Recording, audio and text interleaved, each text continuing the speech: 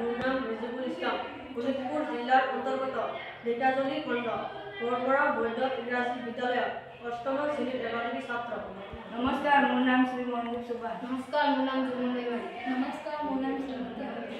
নমস্কাৰ, মোৰ নাম শ্ৰীমতী সঞ্জয়। পৰিৱেশ অনুকূল ৰোধ কৰিবলৈ আমি পৰিৱেশ অনুকূল গৃহ আৰ্হি এটা বনাইছোঁ।